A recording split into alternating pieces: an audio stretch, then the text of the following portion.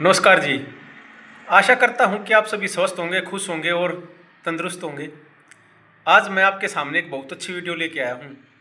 अगर आप इस वीडियो पर गौर फरमाते हैं, ध्यान से इसको देखते हैं और अपने जीवन में लागू करते हैं, ये वीडियो उनके लिए है जो शादीशुदा हैं। ठीक है जी। देखिएगा, अगर आपकी पत्नी घर को संभालने वाली है, घर चलाने वाली है, आपको अगर पता है कि वो बहुत सही है, वो पैसे को अच्छी जगह यूज करती है, गलत पैसा नहीं यूज करती, कहीं पैसे को वेस्ट नहीं करती, बर्बाद नहीं करती, तो मेरा ये मानना है, अगर आपको आपके घर में आप चाहते हैं कि लक्ष्मी आए, लक्ष्मी का आगमन हो, धन का आगमन हो, तो उसके लिए आप दो चार बातों का ध्यान रखें। मैं आपको 100% ये विश्वास दिलाता हूँ कि आपके पास लक्ष्मी का वास होगा और आपके पास धन धान्य की मौज हो जाएगी। नंबर एक, ये देखिएगा मेरे हाथ में ये जो अंगूठे के साथ लगता होता ना, ये एरिया, इसको बोलते हैं शुक्र पर्वत। जो हमारी एस्ट्रोलॉजी में, ज्योतिष शास्त्र में है, उसमें बोलते हैं इसको शुक्र पर्वत। जब आप ऐसे देखेंगे तो ये उभरा हुआ होना चाहिए, ये उठा हुआ होना चाहिए। अगर ये आपका शुक्र पर्वत उठा हुआ है तो ये मान के चलिएगा आपके पास लक्ष्मी की मौज होगी। इसके उठाने के लिए आपको क्या करना है? नंबर एक तो आपकी मिसेज जब आपसे पैसे मांगे किसी भी काम के लिए, घर के लिए, बच्चों के लिए, सब्जी के लिए, किसी के लिए या किसी और ज़रूरत के लिए, मान लीजिए वो आपसे 300 रुपये की डिमांड करती हैं, 500 की डिमांड करती हैं, तो आप खुशी खुशी उसको पैसे दीजिए, 100 रुपये एक्स्ट्रा दे दीजिए। 1000 रुपये मांग रही है तो 1100 दे दीजिए, 1500 मांग रही है तो 1800 दे दीजिए। मतलब कहने का तात्पर्य ये है कि आपने नाक नहीं मारना है, आपने मना नहीं करना है। अगर वो रुपये मांगती है तो उसको दे दीजिए खुशी खुशी। नंबर दो, इसमें क्या है कि जब आप खाना खा रहे होते हैं किसी भी टाइम, सुबह, दोपहर, शाम को, तो ये महिला की तरफ से है, आपकी मिसेज की तरफ से है कि वो आपके खाना खाते समय बोले नहीं, बिल्कुल चुप रहे, एकदम से लोग लगा ले।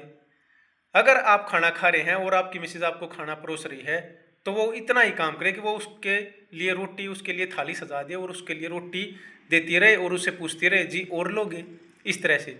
न कि वो उसके सामने अपने घर के सुख दुख, लो लाभ हानि, वो कोई भी डिस्कशन ना करे।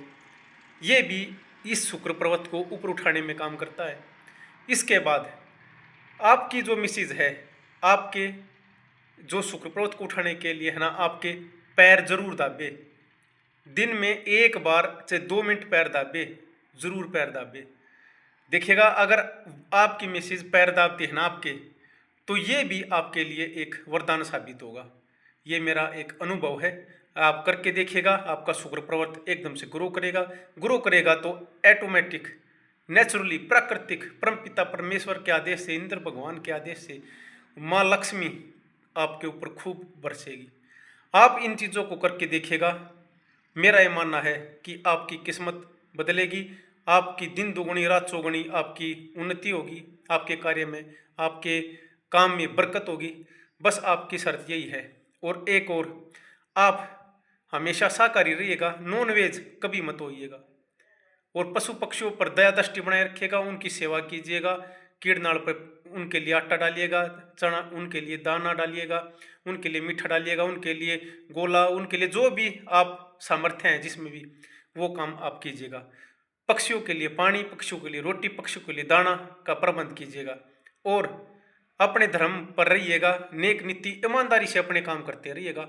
और एक बात और, कभी भी अपनी मिसिज को गाली मत दो, ऊंची आवाज में बात मत करो, उसको प्यार से बोलो, प्यार से समझाओ। और कभी भी अगर आप उनको उनकी गाली देकर उनका सम्मान असम्मान कर रहे ना, तो ये समझिएगा आपके पास से जो भी लक्ष्मी है ना, वो भी छूमंतर हो जाएगी।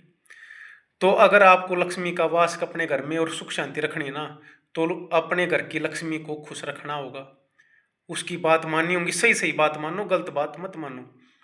और जो मैंने आपको बात बताई है, इन बातों को आप लेकर अगर चलते हैं, अगर आप इनका अनुसरण करते हैं, इनको अपने जीवन में लागू करते हैं, तो मान के चलिएगा आपके पास धन दौलत, हर चीज़, शोहरत, सब कुछ हो जाएगा। और ये एक, मैं कहूँगा, संकेत है आपके जीवन में पैसों का अगर शुक्र पर्वत आपका मजबूत होगा तो आपके पास धन की मौज हो जाएगी। और उसके लिए मैंने जो है आपके बातें बताई हैं आपको, इन बातों का आप ध्यान रखिएगा, फिर देखिएगा आपके पास खूब धन वर्षा होगी। जयराम जी की मेरी ये जानकारी आपको कैसे लगी जरूर बताइएगा, और अगर आपके कोई सुझाव हो तो मुझे दीजिएगा, इसमें कुछ गलत कहा हो तो वो भी मुझे बताइएगा। जयराम जी की आप हमेशा स्वस्थ रहें, खुश रहें और नारी का सम्मान करते रहें। जयराम जी।